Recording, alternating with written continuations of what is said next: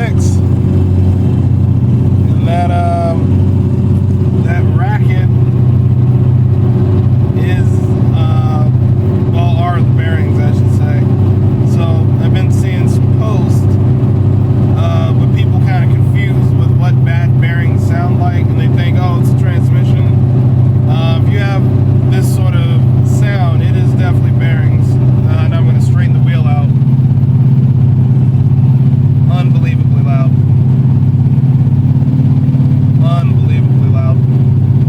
But I'm actually on my way to go get these fixed right now. So, if you can even make out what I'm saying, that's why I'm on my way to go get them fixed. But I'll take an after video in terms of how they sound once they're fixed. So, needless to say, this is after the bearings have been done. You'll notice it is quite a bit less noisy in here. It's nighttime, so yeah, the manifold is in. I have some pretty good video. Yeah, that's not good. So this cracked a while ago and caused some small drivability issues, needless to say. In a perfect world, all manifolds would be built out of Schedule 40 stainless steel, but this one was not. So it definitely did crack. You can actually see the hole in the bottom of it, over by the collector. Now, granted, this looks obviously awful because we had chopped it up and we needed the runner, the external wastegate runner, to weld up to the Doc Race one, and I'll get to that in a minute. But we cut it, but you can see there's a gigantic hole there. Like material just kind of came apart. And then you can see all the cracks, and it's like the little spidering and whatnot in some of the in like right over by where the collector is, by the runner. I mean, it's in pretty bad shape. To be fair, I'm not going to call it a piece of shit. It is, but at the same time, it's been on the car for what? At least 70,000, maybe 80,000 miles, and most of them weren't easy miles.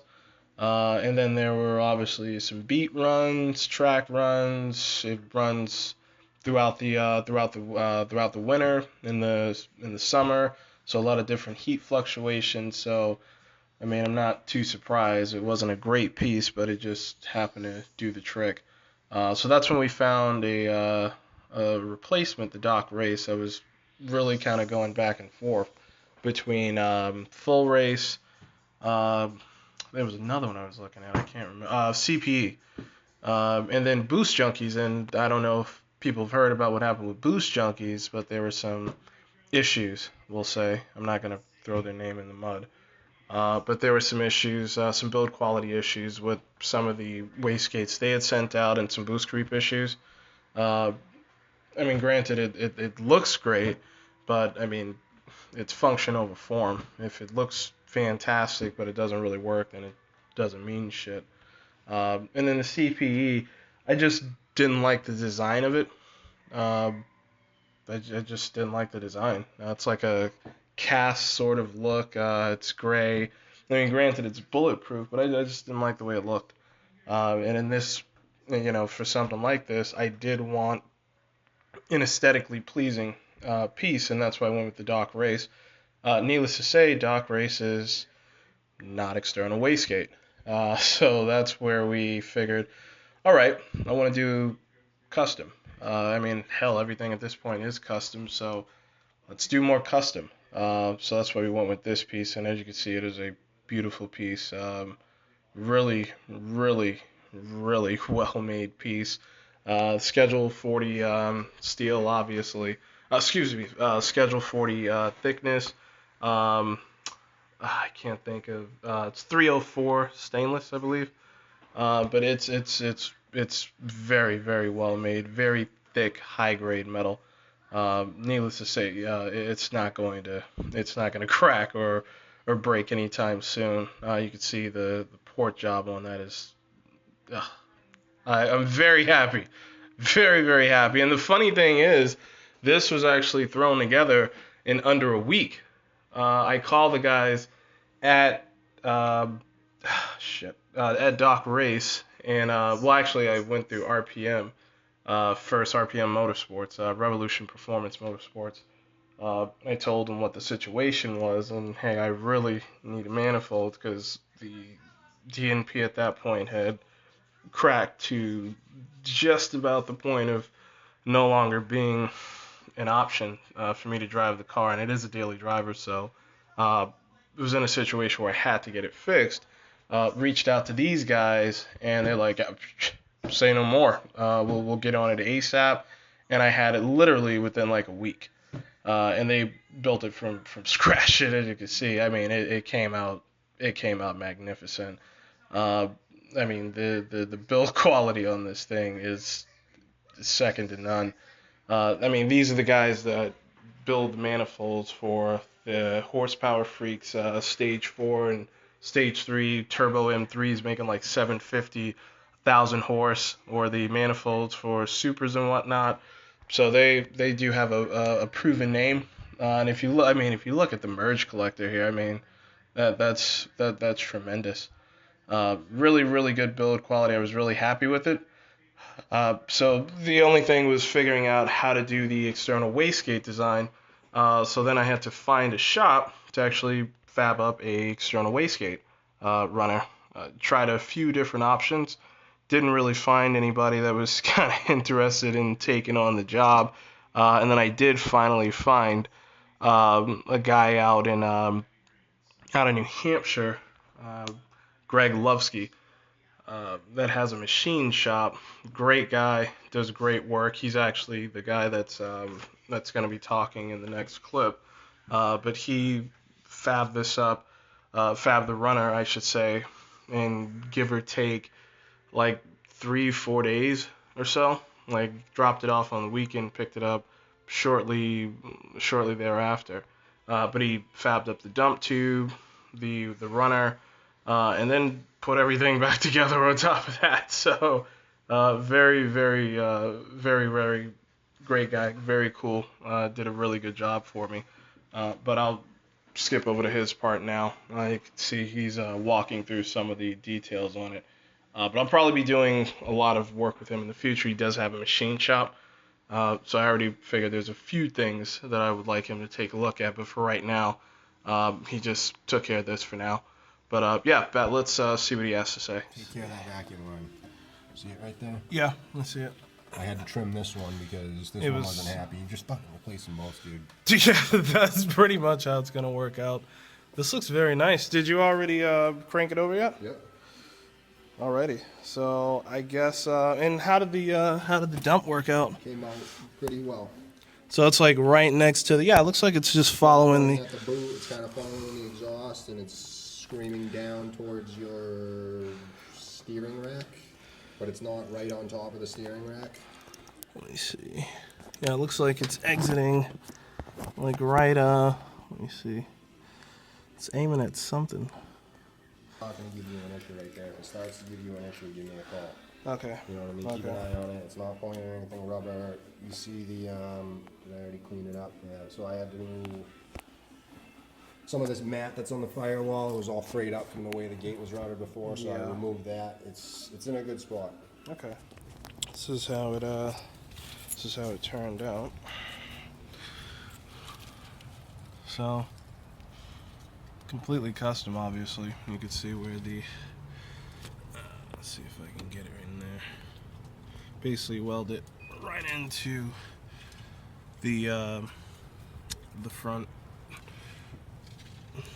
runner here. Well, actually that's cylinder 2, the cylinder 2 runner. Basically just weld it right on into it. And then you see we got a support here. Right there. Kind of add in the stability. But The dump itself, let me see if I can get a little light. You can see it's terminating basically right beside the downpipe. I can't see shit. Yeah, actually, yeah, you can actually see it. That's it right there. Yeah, you can see the dump right there. But basically it's it's just an add-on to the internal wastegate setup for this model. This is a Doc Race, usually set up for internal wastegate, but obviously it's doing different duty in this case. So the Doc Race is schedule 40 thickness, and then it's 304 stainless steel. For the external wastegate runner, we used a, it's not stainless, but it is 304 steel. And then basically the wastegate I'm running is a Tile F41, which is, I believe, discontinued. And it comes with this 4-bolt design. So it was either cut the 4-bolt off, put a V-band in, or just keep it like this for now and see how we do. So I mean, it's 4 bolts, and honestly these screws are what, maybe a half an inch, maybe 3/4 of an inch long. You know, they're not yeah, probably closer to 3/4 of an inch. Actually, yeah, there might be a full inch, but they're about an inch long. It takes me all of quite literally 15 seconds to take one off. So alright, it takes me a minute to take these 4 off, give or take, or I can have a V-band and just have the clamp. So I mean, this works. You can see from before, we used the 4-bolt flange that was on the previous wastegate, and then basically just welded that to the 304 runner. But cleaned it up. There was a little bit of leakage on the previous manifold, so that little fuel burn spot right here, like this little seepage part right there, I should say, that is from the previous manifold, not this one. But yeah, overall it actually came out very nicely. Turbo obviously sits very nicely compared to the previous model, which it was I mean, it's at about the same location, but it was just the quality of the manifold itself just wasn't very good, so there wasn't any space in between the runners to actually work on the damn thing. So the way this sits, it just sits where it's a hell of a lot easier to work on this now. So I got 2 bolts there, of course. I got 2 bolts under there. But I am eventually going to probably switch it over to a 0.82 hot side, which would be V-band, and then go with some sort of new fully V-band setup with a V-band runner and V-band exit for the turbo as well. But for right now, I wanted to keep the stocker and see what I can do with that. Actual merge collector. Unlike the other one, the boost response and the airflow to the turbo is pretty magnificent. It really likes it. But for right now, I'll just do a quick cold start. See how she sounds. Where are my keys at? There we go.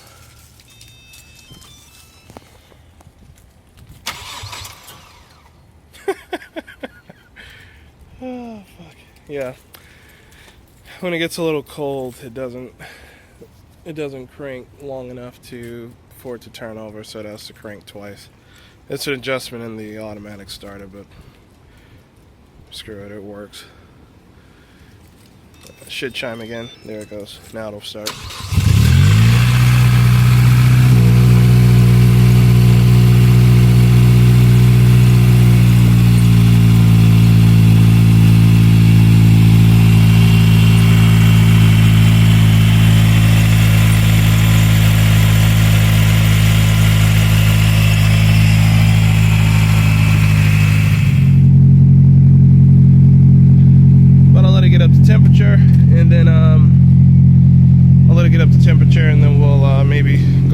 drive, see how it sounds. So we're up to operating temperature now. Let's get on the road. Still pretty mild mannered though, to be honest. Yeah, that sound is a broken axle. Broke that the same day I picked it up. Sweet.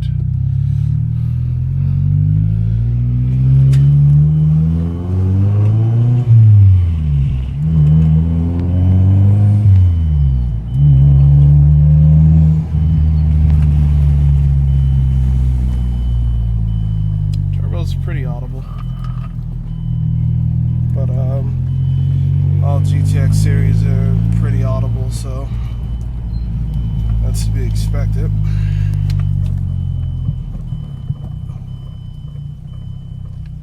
Goddamn axle. Shit.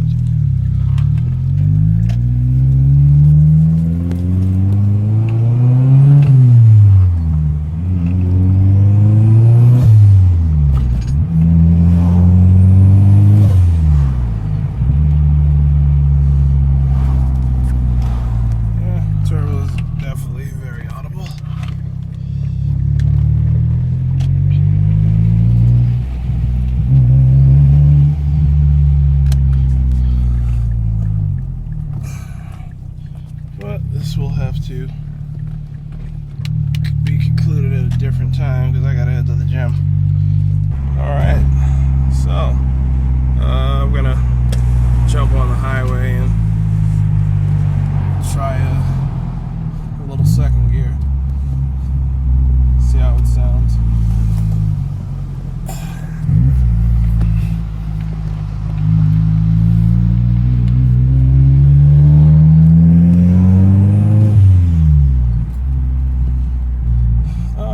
Grab my AP and see what we're doing for boost here. I still have the MEF set up, so the MEF is spraying, I think, at around 8 pounds is when it kicks on.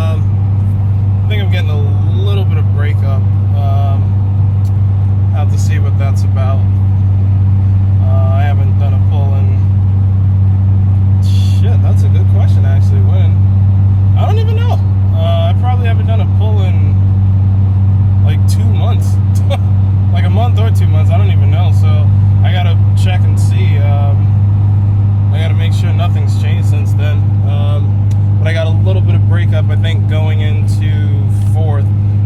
Third felt pretty clean, but definitely fourth, I think I had a little breakup. It might just be that the spark plugs are starting to foul because they're still stock heat range. I do have one-step colders, which I have not installed yet because before it wasn't working. So, alrighty. Alright, so I just wanted to try something out because obviously I have this slight issue with the axle needing to be replaced, but the wonderful thing about the car is it operates in a PTO setup, so it's not like a center diff like a Subaru where the car is undrivable. I could still drive it with the axle broken. It's just it's not all-wheel drive. What that means is that it is front-wheel drive. So, what that means is right now the car is actually very healthy right now. I would say I haven't checked a log, but it's got to be at least in the maybe 360 area, maybe higher than that. But it's moving pretty nice, and I figure, well, damn, this time around I don't have all the wheels to help with traction. So I just wanted to see what would happen if I tried to move out in first. So we're gonna find that out right now. Alright, let's see.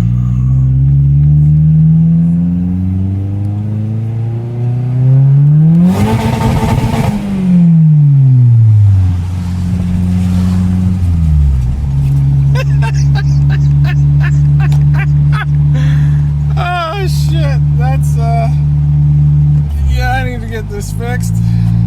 But it makes me want a 3. It makes me want a 3 real bad.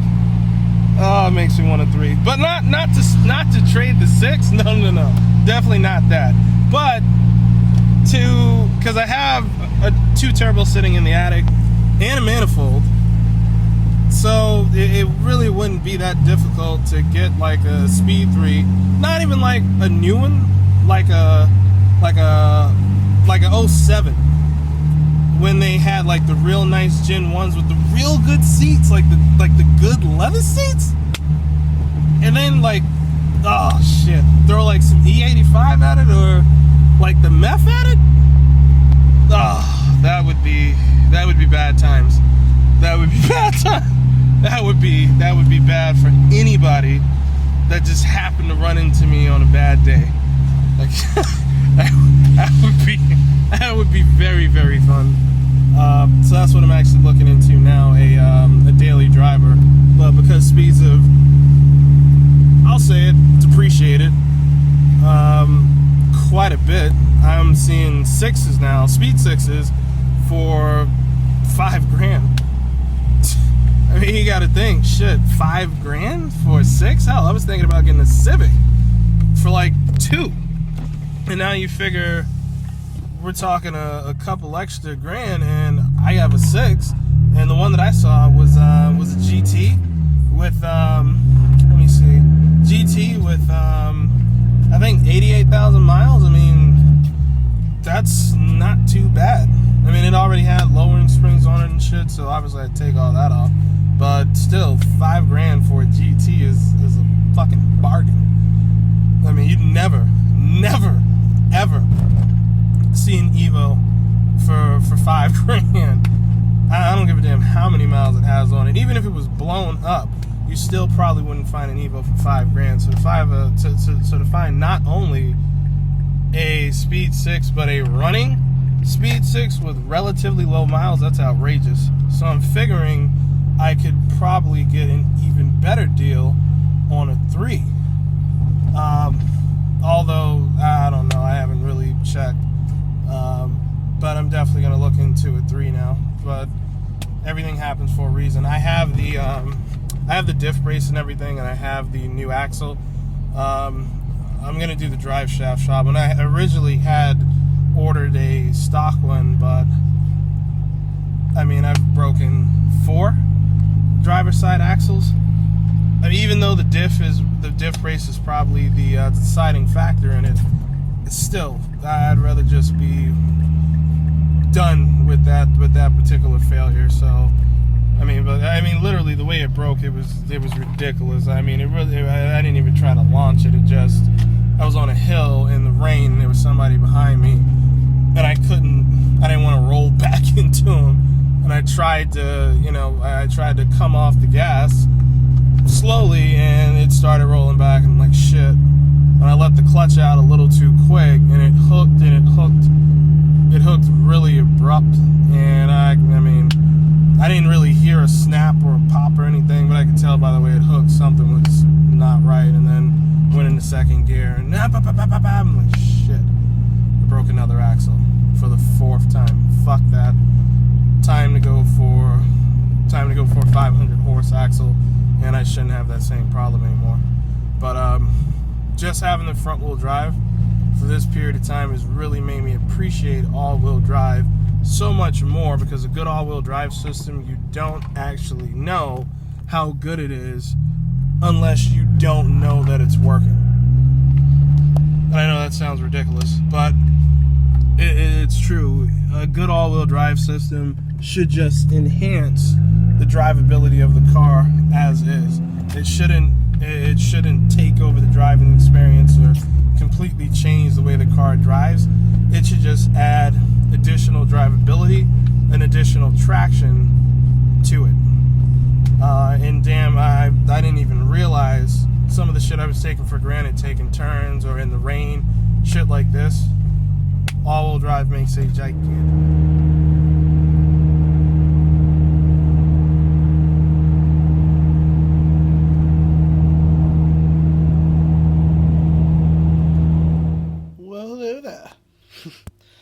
I'm bored today, so I got an EGR kit, EGR delete kit from Damon Motorsports that I'm gonna go and throw in today.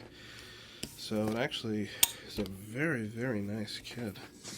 Damon Motorsports, very nice. But you get the block off for the tube that runs to the intake mani, and then this wonderful looking plate.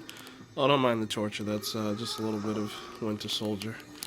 But this really, really nice quality block-off plate.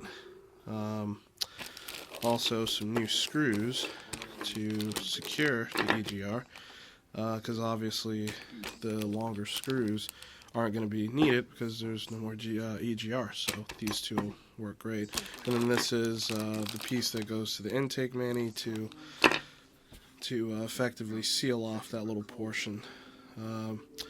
So I'm going to go ahead and throw this. Oh, and of course the nipple here for the coolant.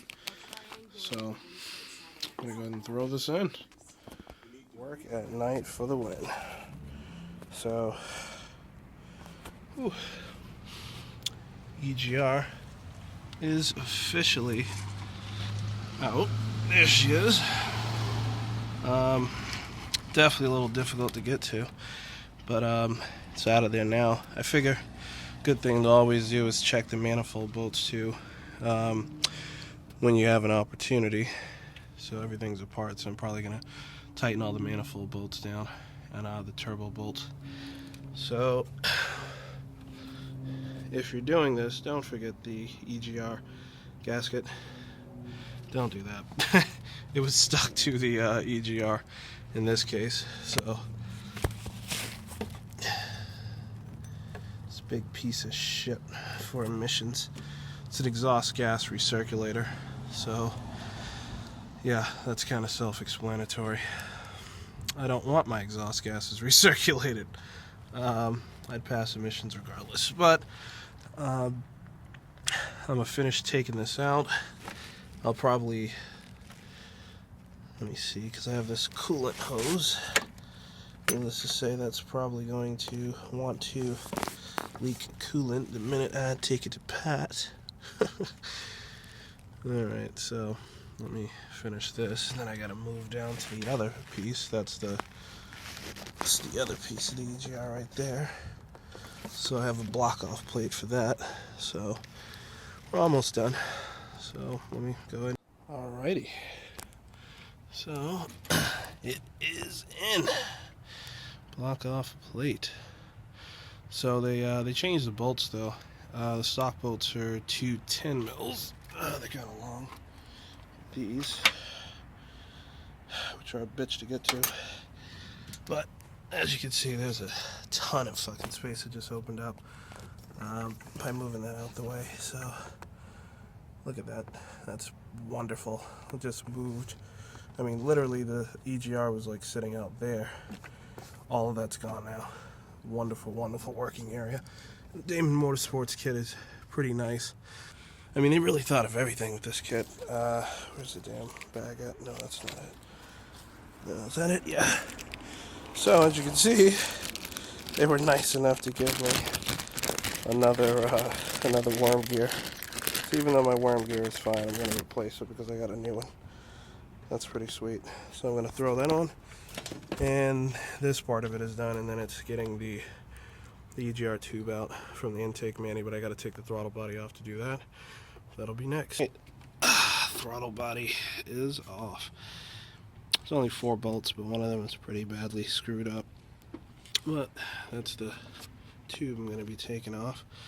So I believe that is a 17 or a 19, but I'll find out in a few. So I'll take these 2 bolts off, and then that 17 or 19 I gotta check, but either way that whole thing's coming out. I'm gonna put in the block-in plate, so let me take care of that.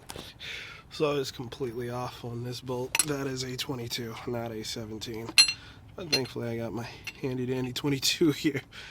But yeah, that's a 22, definitely not a 17. Tube is out. So these are actually 2 8s. Thought they were 10s, but they're 8s. That's a 22. So kit comes with a beautiful, is this it? Yeah, that's it right there. Look at that. Just happens to be the same size. So that's gonna go in where that formerly once went. Alright, so let me get that screwed in. Go, finished product. So we have that nice little fill-in for the port on the intake mani right there. I don't know how I got lucky enough to just have a retardedly large outlet key.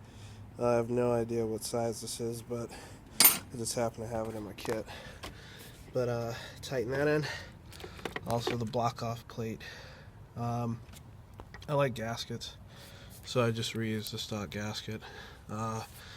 Do I need to? Probably not, but I figured fuck it, might as well. And obviously this is already tightened down. I used the new worm clamp, have those bolts tightened in, so I'll also make sure all the mani bolts are tightened before I put everything back together, but should be pretty simple. Alright, so let me button her back down. Alright, all done. How long did this take me actually? What time is it? Oh, like 2 hours. Sweet. Yeah, I think I was working slow though. But tighten down the manifold bolts. All of those look good. I don't know what I'm going to do about this. You can see there's oil residue on there. That is coming from the vented oil cap. So, I mean, obviously it's vented, so it doesn't take a rocket scientist to figure out why the oil is getting out, but I don't know why so much is coming out. So I think the crankcase breather, which I have taken off, needs to be cleaned. That might be the problem. This is pretty filthy, so I'm thinking that might be why it's venting more out the oil cap than the crankcase breather. But everything is back together now, so really can't even see. Yeah, I don't even think I can. Yeah, I can't even get a shot of that bolt under there. But throttle body is nice and tight. Front mount's back together. Intake's on. F tank's together. Inlet's on. Look at that. That looks so much better. I'm about to cut this that zip tie, but it's not that big of a deal to me. But look at that. That's phenomenal. Look at the working area in there. So if I ever do need to go in and do anything on the turbo, should be a little bit easier with the EGR out the way. So I haven't actually checked it yet, but I threw a EGR insufficient flow CEL, so I don't know, I haven't actually checked this thing. Wasn't stuck, and I'd already cleaned it out. So shit, it's still dirty as hell. I don't care, it's gone now. I don't know why it threw an EGR check engine, but either way, this shit is gone. So I'm gonna clean up the valve cover breather and put it back together. Well, everything is back together, honestly. So just clean up the breather. I don't even know if I'm going to take it for a test drive. I mean, it's not that big of a change. I mean, I just took the EGR out. It's not like it changes like the boost pressure or anything. But that looks a lot better. I like the Damon Motorsports kit. Very, very chill. I tightened the hell out of that nipple too for the coolant line. Put that bitch in a vise. So hell, that can get hit with a nuclear bomb. But that ain't getting separated. No way. Alright. Alright, so I'm going to go clean this up. I don't know what I'm going to do with the EGR.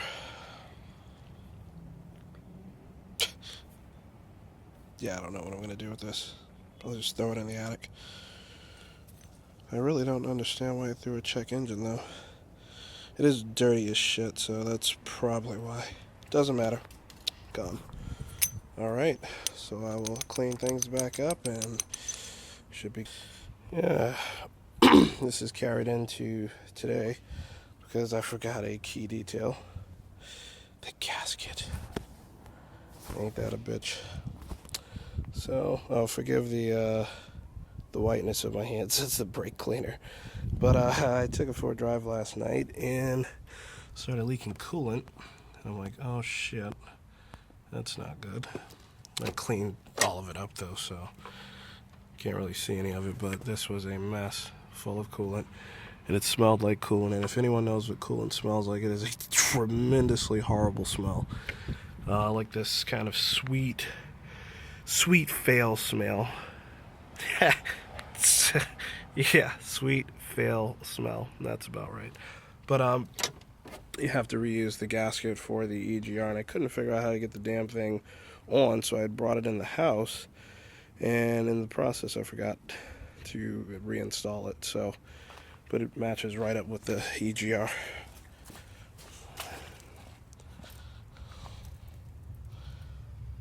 Perfect. Alright, so we're gonna reinstall. Regardless, I probably won't be back until I have a new axle in and I can actually properly get some logs and see what sort of power we're making, and then talk about getting a final tune together and then going to the dyno and getting shit done. But we'll see. Either way, I will keep peeps posted.